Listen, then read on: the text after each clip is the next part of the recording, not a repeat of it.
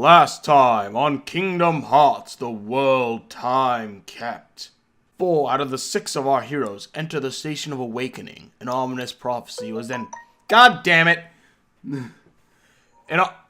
Really? An ominous prophecy was then given to them before one of them was pulled into the darkness. Our remaining heroes were then questioned by 3 strange children before being flung into a massive battle against a popular Netflix series, before they themselves were dragged into the darkness. What will become of Noon, Golar, and Odorai? What happened to Furia?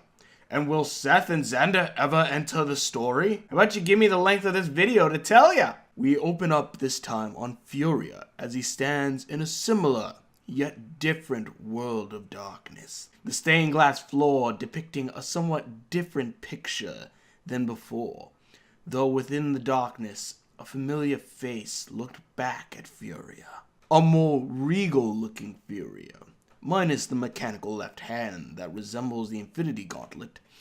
The familiar figure refers to himself as the Dark Lord, the King of Thieves, the Great King of Evil. This evil figure stating that he is the true darkness within Furia, and that eventually the Keyblade wielder will become this entity of malice very soon. Not only this, but that somehow outside of Furia's heart, someone will give him a gift that will seal this fate. Just then the male Grudo felt a burning sensation upon his neck. Then, using his Keyblade as a mirror, he saw as the symbol of what resembled an eye is burned into his neck before the stained glass floor starts to become engulfed in darkness, swallowing Furia whole as the shadowy figure laughs maniacally.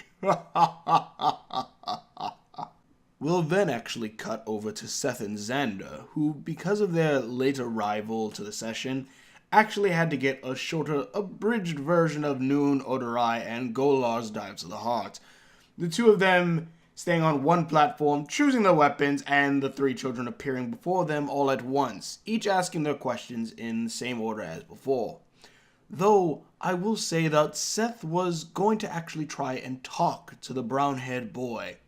However, Fate, aka the DM, had a different plan in mind, as before either of them could answer the brown-haired boy's question, each of them were grabbed by a piece of black mirror and were pulled back into the darkness. I'm starting to see a theme here. In any case, we cut back to Furia waking up on a roof as a dark corridor just so happens to close beside him, and a large eternal night sky looms above him. Though what really catches his attention is the burning sensation still on his neck, and the sound of Noon, Odorai, and Golar down at ground level, as the 3 all seem to be dropped off in this new world. Noon also coming out of the Station Awakening, now being able to summon her own Keyblade.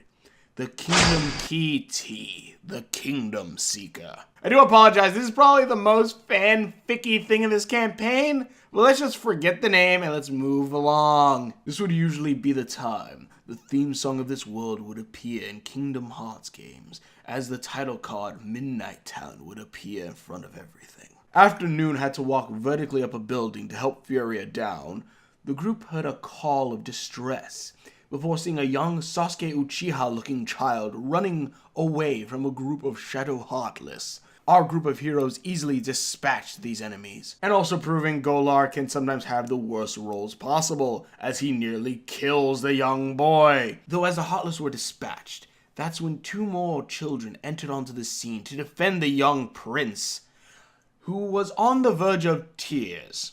After being convinced that these group of giant Keyblade-wielding weirdos weren't trying to kill the young boy, the 3 introduced themselves as Noctis, Gladio, and Ignis, though apparently looking at Furia's green complexion seemed to give Ignis the idea for a recipe, which Furia wasn't too happy about. Though scared of the wrath of Furia, however, Ignis decided that perhaps this group of heroes may want to talk with the king, who would definitely want to, talk to the ones who saved his son, giving the group a Midnight Town royal badge and inviting them to the castle before leaving. The group not really having anything better to do, and Odorai actually being someone who's lived in Midnight Town, decided that they would head over to the castle.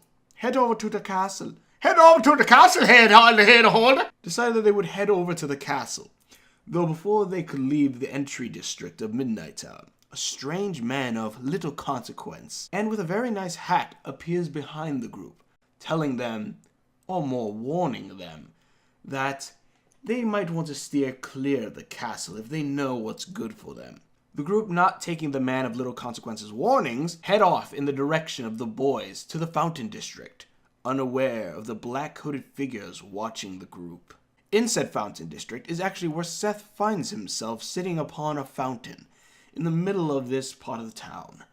The fountain adorned with the gods or celestials of Shiva, Leviathan, the Titan, Bahamut on top, and that old one that I keep missing his name. Running, I can't remember. I really should look it up. Though the Grim Reaper quickly notices the 4 other Keyblade wielders who entered the district, and who were told to stop loitering in front of the inn by a young Lady Luna Freya. Seth then decides to stalk the group, and I do mean stalk, instead of introducing himself as the group of now 5, headed toward the arena district. But before they could enter said district, our hero saw a young chubby-looking boy who was looking through the doorways that separates the 2 districts. When the group asked what the boy was doing, the boy said that his name was Prompto, and that he was following Prince Noctis. Mostly because he wanted to be the prince's friend, but felt that Noct wouldn't want to be friends with a big-boned, unpopular child. Warning! I even said during the session that I somehow made this an after-school Kingdom Hearts special. I know it sounds cheesy, but again, just roll with it, please. Odorai told the kid that he shouldn't need to worry about stuff like that. And if he wants to be friends with Noctis, he should just go up to him and ask. Even saying that since we were heading to the castle anyways, that we would introduce him. Prompto, though a bit nervous, said he would agree and wait by the gates that separated the arena district from the castle district, and headed off. Also, just remember all these things about Odorai real quick, alright? Because out of everyone in this group, I think he's the only character that has the alignment of good, other than maybe Noon. And that's mostly because she's a glorified NPC. She's kind of the standard good. Maybe a little dumb, but you know. In any case, the group head into the arena district where a large, massive coliseum stands before them. On a large screen showing 2 gladiators that are ready to fight.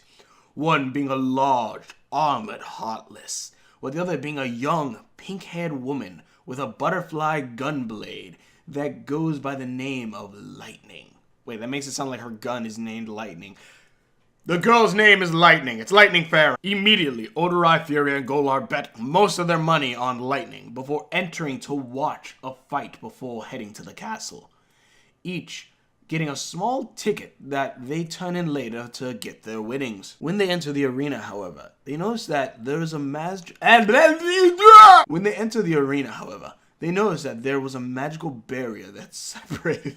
I'm sorry, what the fuck was that noise? When they entered the arena, however, they noticed that there was a magical barrier that separated the audience from the battles that took place within the center of the arena. Furia then getting a bright idea to test the... God damn it! Shut up! Furia then getting the bright idea to test this barrier's strength, pulled out his crossbow, and then tried to shoot the barrier. This, of course, immediately got the local authorities, i.e. the King's Glaive, ready to take down the Gerudo. But Odorai was able to make the Artificier put down the weapon before having him scare some people out of their seats so the group could sit down. And thus, our heroes watched a quick battle as Lightning Farron versus a large armored Heartless, as they rushed at each other before Lightning decapitating the creature within 3 strikes. The crowd cheered as the 3 who bet some money were over ecstatic as they would be winning money. But then, a dark corridor opened up in the center of the arena and dropped out our 6th hero, Xander the Paladin. And you and I, there's a new light, yeah. Angels angels in time, shepherd me now, my sanctuary now.